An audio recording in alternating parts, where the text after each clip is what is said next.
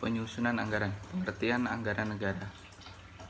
Anggaran daerah adalah suatu bentuk konkret rencana keuangan daerah yang berkohensif yang mengakibatkan penerimaan dan pengeluaran pemerintah daerah yang dinyatakan dalam bentuk uang untuk mencapai tujuan atau target yang direncanakan dalam jangka waktu tertentu dalam 1 tahun anggaran. Selanjutnya, jenis-jenis anggaran keuangan daerah. Anggaran tradisional memiliki dua ciri utama. Yang pertama, incrementalism adalah sistem anggaran belanja dan pendapatan yang memungkinkan revisi selama setahun berjalan dan sebagai dasar penentuan usulan anggaran untuk periode tahun yang akan datang. Selanjutnya, line item adalah penyusunan anggaran yang didasarkan pada dari mana dana itu berasal dan digunakan untuk apa dana tersebut. Jenis anggaran ini memiliki banyak kelemahan karena sering disebut tradisional budgeting. Anggaran yang berorientasi pelayanan publik. Yang pertama, zero based budgeting atau ZBB. Sistem anggaran yang didasarkan pada perkiraan kegiatan, bukan pada apa yang dilakukan di masa lalu. Ada 3 cara penyusunan YBB, ya. Yang pertama, identifikasi untuk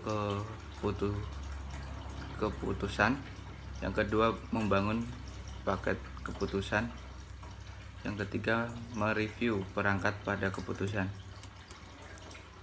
Selanjutnya, Planning, Programming, and Budgeting System atau PPBS adalah proses perencanaan, pembuatan program, dan penganggaran yang berkaitan dalam suatu sistem sebagai kesatuan yang bulat dan tidak terpisah-pisah. Selanjutnya, Performance Based Budgeting adalah sistem penganggaran yang berorientasi pada output organisasi yang berkaitan sangat erat dengan visi, misi, rencana strategis organisasi, atau perencanaan anggaran yang berbasis kinerja, yaitu konsep, definisi, dan ruang lingkup. Kebijakan Umum APBD. Dasar Hukum Penyusunan Kebijakan Umum APBD. Yang pertama, Undang-Undang Nomor 17 Tahun 2003 tentang Keuangan Negara Pasal 18 Ayat 1. Yang pertama, pemerintah daerah menyampaikan kebijakan umum APBD tahun anggaran berikutnya sejalan dengan rencana kerja pemerintah daerah sebagai landasan penyusunan RAPBD kepada DPRD selambat-lambatnya pertengahan Juni tahun berjalan. Yang kedua, DPRD membahas kebijakan umum APBD yang diajukan oleh pemerintah daerah dalam pembicaraan pendahuluan RAPBD tahun anggaran berikutnya. Yang ketiga, berdasarkan kebijakan umum APBD yang telah disepakati dengan DPRD, pemerintah daerah bersama DPRD membahas prioritas dan platform anggaran sementara untuk dijadikan acuan bagi setiap satuan kerja perangkat daerah. Yang kedua, Peraturan Pemerintah Nomor 58 Tahun 2005 tentang Pengelolaan Keuangan Daerah Pasal 34 Ayat 1. Yang pertama, Kepala Daerah berdasarkan RKPD sebagaimana dimaksud dalam Pasal 32 Ayat 1 menyusun rancangan kebijakan umum APBD. Yang kedua, penyusunan rancangan kebijakan umum APBD sebagaimana dimaksud pada ayat 1 berpedoman pada penyusunan APBD yang ditetapkan oleh Menteri Dalam Negeri setiap tahun. Yang ketiga, Permendagri Nomor 13 Tahun 2006 tentang Pedoman Pengelolaan Keuangan Daerah Pasal 83 Ayat 1. Yang pertama, Kepala Daerah menyusun rancangan KUA berdasarkan RKPD dan Pedoman Penyusunan APBD yang ditetapkan Menteri Dalam Negeri setiap tahun. Yang kedua, Pedoman Penyusunan APBD sebagaimana dimaksud pada ayat 1 memuat antara lain A. Pokok-pokok kebijakan yang memuat sinkronisasi kebijakan pemerintah dengan pemerintah daerah. B. Prinsip dan kebijakan penyusunan APBD tahun anggaran berkenaan. C. Teknis penyusunan APBD. Dan D. Hal-hal khusus lainnya. Baik, selanjutnya yaitu adalah ruang lingkup. Ruang lingkup dibagi menjadi dua. Yang pertama, urusan wajib pemerintah. Yang kedua, urusan pilihan pemerintah. Sedangkan urusan pemerintah yaitu adalah kekuasaan pemerintah yang menjadi kewenangan presiden yang pelaksanaannya dilakukan oleh Kementerian Negara dan penyelenggara pemerintah daerah untuk melindungi, melayani, memperdayakan, dan mensejahterakan masyarakat. Selanjutnya yaitu adalah urusan wajib pemerintah, yaitu adalah urusan pemerintah yang wajib dilaksanakan oleh semua daerah yang terdiri dari 6 bagian.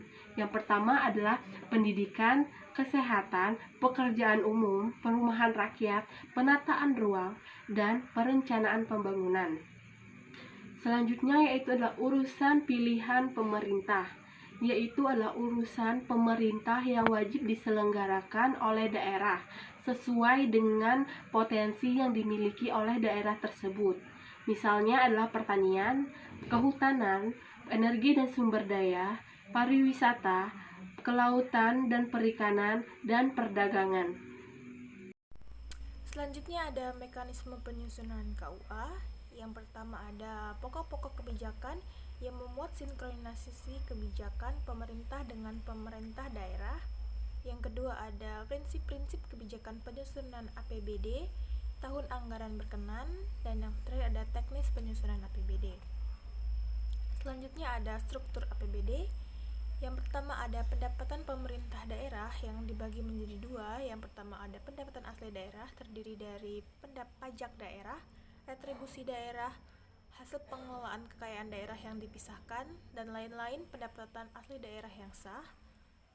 Kemudian ada dana perimbangan yang terdiri dari dana bagi hasil, dana alokasi khusus, dan dana alokasi umum. Baik, di sini saya akan meneruskan penjelasan dari teman saya di slide sebelumnya. Di sini saya akan menjelaskan tentang belanja pemerintahan daerah. Belanja pemerintahan daerah ini dikelompokkan menjadi dua, yaitu belanja pemerintah tidak langsung dan belanja pemerintah secara langsung.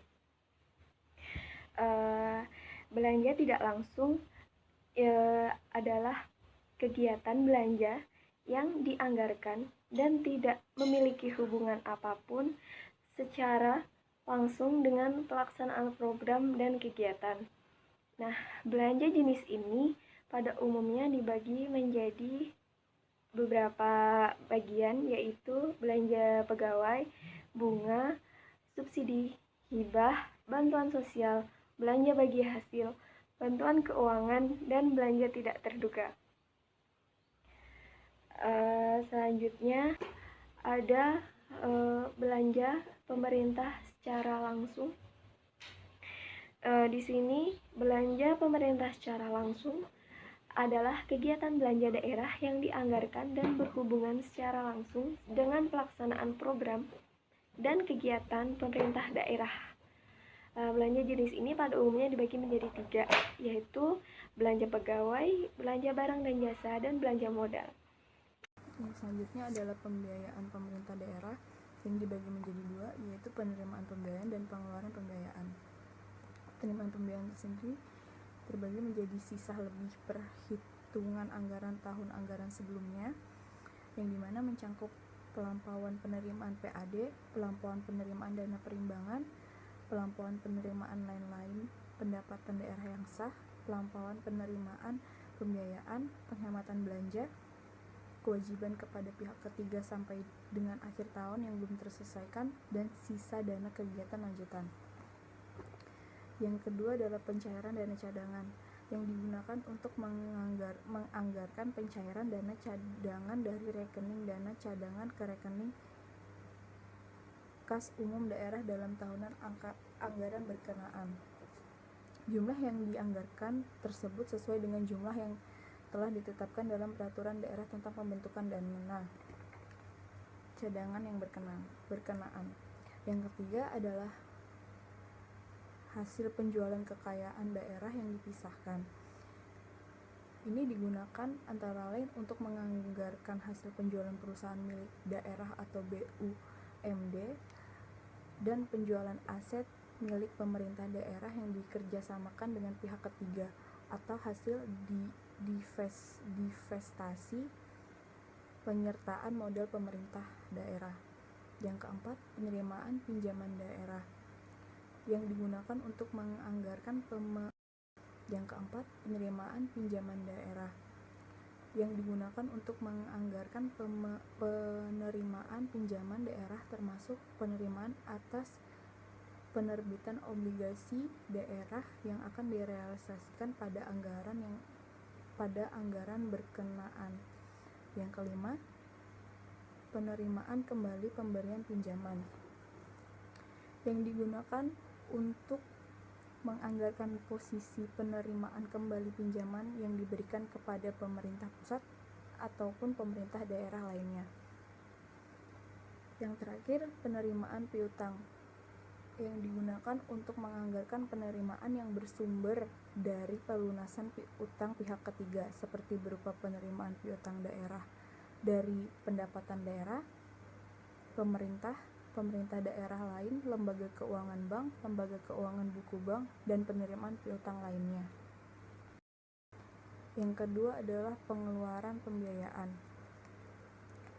Pengeluaran pembiayaan ini mencangkup investasi pemerintah daerah yang digunakan untuk menganggarkan kekayaan pemerintah daerah yang diinvestasikan baik dalam jangka pendek maupun jangka panjang.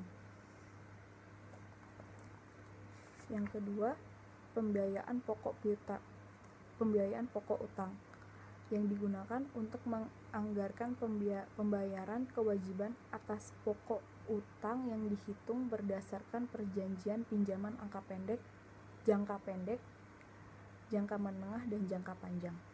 Yang ketiga adalah pemberian pinjaman yang digunakan untuk menganggarkan pinjaman yang diberikan kepada pemerintah pusat dan pemerintah daerah lainnya.